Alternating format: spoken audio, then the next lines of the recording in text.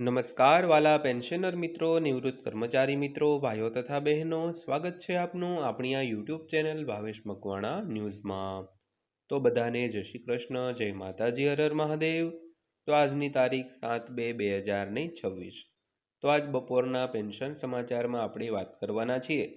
તો આજ રોજ તારીખ 7/2/2026ના રોજ બપોરે પેન્શનરો અને નિવૃત્ત કર્મચારીઓ માટે જાહેર થયું છે ઓફિશિયલ પેન્શન ટેબલ। તો મિત્રો, શું છે આ પેન્શન ટેબલ અને કઈ રીતની સંપૂર્ણ માહિતી છે તેની આજના વિડીયોમાં આપણે સમજણ મેળવવાના છીએ। તો આજનો વિડીયો ખાસ કરીને અંત સુધી જોઈ લેજો અને હજી સુધી જો આપણી આ ચેનલ તમે સબસ્ક્રાઇબ ન કરી હોય તો ડેઈલી આવી જ માહિતીઓ મેળવવા માટે આપણી આ ચેનલ પણ સબસ્ક્રાઇબ કરી લેજો। તો શરૂ કરીએ આજનો આ વિડીયો। તો સૌથી પહેલાં વાત કરીએ તો 8મા પગાર પંચની રચના પછી કેન્દ્ર સરકારના કર્મચારીઓ અને પેન્શનરો તેમના સુધારેલા પગાર અને પેન્શન અંગે સ્પષ્ટતાની આતુરતાથી રાહ જોઈ રહ્યા છે। તો રંજના પ્રકાશ દેસાઈની અધ્યક્ષતામાં બનેલી પેનલ ફિટમેન્ટ ફેક્ટરને અંતિમ સ્વરૂપ આપશે અને કેન્દ્રને તેની ભલામણો સુપરત કરશે તેવી અપેક્ષા છે। તો સરકાર મંજૂરી આપ્યા પછી સુધારેલા પગાર માળખા ગ્રુપ A, B, C અને D કર્મચારીઓ માટે અમલમાં આવશે અને પેન્શનમાં પણ સુધારો થવાની તૈયારી છે। તો ખાસ કરીને 8મા પગાર પંચની રચના થઈ ગયેલી છે। તો ત્યારબાદ કર્મચારીઓ અને પેન્શનરોને એવો પ્રશ્ન છે કે સુધારેલા પગાર અને પેન્શન કઈ રીતના હશે। તો રંજના પ્રકાશ દેસાઈ જે 8મા પગાર પંચના અધ્યક્ષ છે, તો તેને બનેલી પેનલ ફિટમેન્ટ ફેક્ટરની અંતિમ સ્વરૂપ આપશે, ત્યારબાદ કેન્દ્રને તેની ભલામણો સુપરત કરે તેવી અપેક્ષા છે। તો સરકાર આ મંજૂરી આપ્યા પછી સુધારેલા પગાર માળખા ગ્રુપ A, B, C અને D કર્મચારીઓ માટે અમલમાં આવશે અને પેન્શનમાં પણ સુધારો થવાની તૈયારી છે। જો કે પગારમાં ખરેખર કેટલો વધારો થશે તે મોટે ભાગે કમિશન દ્વારા ભલામણ કરાયેલ ફિટમેન્ટ ફેક્ટર પર આધાર રાખે છે।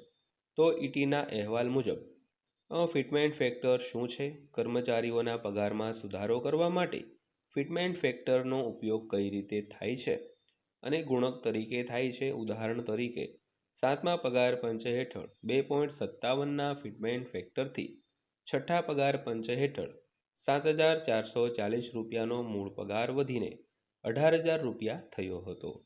તો ખાસ કરીને ફિટમેન્ટ ફેક્ટર શું છે તેની વાત કરી તો ફિટમેન્ટ ફેક્ટર એક પગારને ઘણો એવો વધારવા માટે એક વપરાતો ઘટક છે, જેને એક ગુણાકાર તરીકે ધ્યાનમાં લેવામાં આવે છે। તો 7મા પગાર પંચના ઉદાહરણથી સમજીએ તો 7મા પગાર પંચમાં જે મૂળભૂત પગાર અગાઉ 7,440 રૂપિયા હતો તેને 2.57નો ફિટમેન્ટ ફેક્ટર લાગુ પડ્યો, ત્યારબાદ તેને 2.57 વડે ગુણવાથી 18,000 રૂપિયાનો મૂળ પગાર છે તે થયો હતો। ત્યારબાદ જોઈએ તો આ પ્રક્રિયા સમજાવતા નેક્સ્ટ નિગમના પેરોલ સર્વિસીસના ડિરેક્ટર રામચંદ્રન કૃષ્ણમૂર્તિ કહે છે કે પગાર વધારાનો મુખ્ય નિર્ણાયક ફિટમેન્ટ ફેક્ટર પરિબળ હશે। તો Karma management global consulting solutions private લિમિટેડના મેનેજિંગ ડિરેક્ટર અને ચીફ વિઝન ઓફિસર પ્રતીક વૈદ પણ આ મૂલ્યાંકન સાથે સંમત છે। તો વૈદ કહે છે કે પગાર વધારાનો મુખ્ય નિર્ણાયક ફિટમેન્ટ પરિબળ હશે।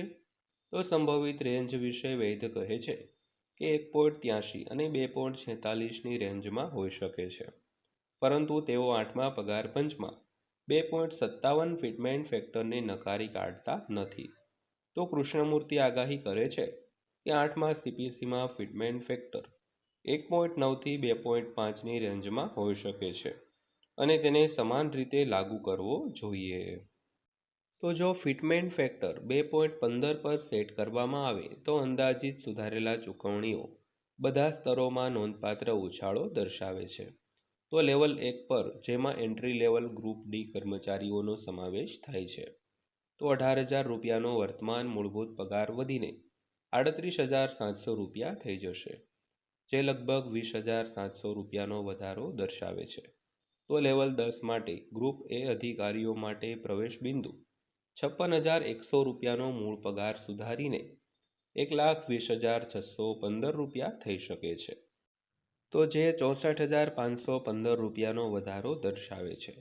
તો લેવલ 18 પર સૌથી વરિષ્ઠ ગ્રુપ એ સ્તર પર 2,50,000 રૂપિયાનો મૂળ પગાર વધીને 5,37,500 રૂપિયા થઈ શકે છે, જે 2,87,500 રૂપિયાનો વધારો દર્શાવે છે. તો 2.86નો ઉચ્ચ ફિટમેન્ટ ફેક્ટર પગારને વધુ ઉપર લઈ જશે, જે સ્કેલમાં પણ વધારો કરશે મિત્રો.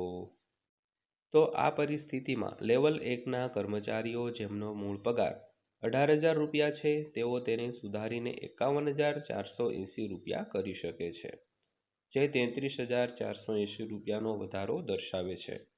તો લેવલ 10 પર 56,100 રૂપિયાનો મૂળ પગાર 1,60,446 રૂપિયા થઈ શકે છે, જેના પરિણામે લગભગ 1,04,346 રૂપિયાનો વધારો થાય છે. તો ઈટીના અહેવાલ મુજબ લેવલ 18ના અધિકારીઓ માટે 2,50,000 રૂપિયાનો મૂળ પગાર 7,15,000 રૂપિયા કરી શકાય છે, જે લગભગ 4,65,000 રૂપિયાનો વધારો દર્શાવે છે. તો જો કમિશન 7મા પગાર પંચની જેમ 2.57ના ફિટમેન્ટ ફેક્ટરનો વિકલ્પ પસંદ કરે છે, તો સુધારેલા આંકડા નીચે મુજબ હશે.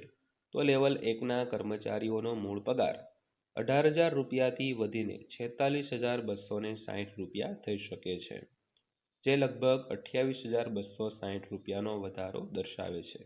તો લેવલ 10ના અધિકારીઓ માટે મૂળ પગાર 56,100 રૂપિયાથી વધીને 1,44,177 રૂપિયા થઈ શકે છે, જે 88,077 રૂપિયાનો વધારો દર્શાવે છે.